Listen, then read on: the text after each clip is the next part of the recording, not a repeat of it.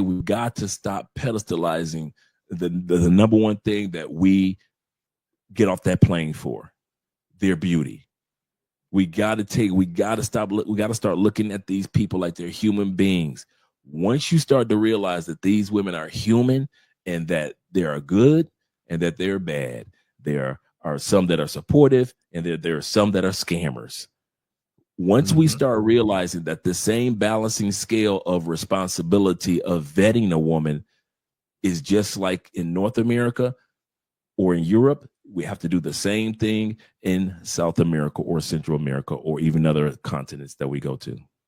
Oh, absolutely. And I'm gonna mention like guys that like one thing I noticed when I do like since I'm trying to relocate, my conversations with women are totally different. I'm just trying to like, pick their brain, like see what's going on. Like, just check the temperature. I'm just dipping a toe. And and the women come across, they're baby mamas, multiple baby daddies.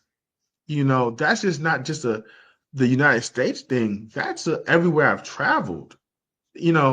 And people would like certain men would like to say that, oh, the women out in the West are much better. No, they're the same. Like Correct. women, one thing I know about all women want to be taken care of, and love and live a good life. But a lot of these women I've seen like overseas with the multiple different baby daddies, and it's like that doesn't even bother them, you know. And then when I ask them, like, where's the child's father? The answer they'll say, I don't know. I'm like, what do you mean you don't know? Like you don't know? Like, do you actually know or you don't? Like you truly don't know? And some of them they will say their child's father, they allude, they move, they change their numbers. Some of them will say that. And I'm like, wow. And and I like to tell people like, hey, black men don't really have a bad rap. It's just that when you go to these, Latin American countries and like some of these Spanish men, they just their women just don't badmouth them. So True. So you do hear it out in the you don't hear open. it. And then when they do, it's not globalized. It stays within the Their language community. of their community. Absolutely correct. If you don't know Spanish, you wouldn't know that was going on. But Exactly. it's not exposed because Latin people in South America and Central America, for the most part, don't know that much English. But they can tell you all our dirty laundry, Oh, whether absolutely. it be our white laundry, whether it be our Asian laundry, whether it be our Middle Eastern laundry, whether it be our black laundry in the United States. They could tell you all our business and they can barely speak English. But Oh, when it comes to absolutely. their business, Oh, it's quiet you as got, kept. yeah, you got think about it. You got people in the UK, United States, as well as Canada don't even know that there are black people in South America. Yeah. And there's And more black people in South America than there's almost 3 times as many black people in just Brazil alone than yeah. in the United States.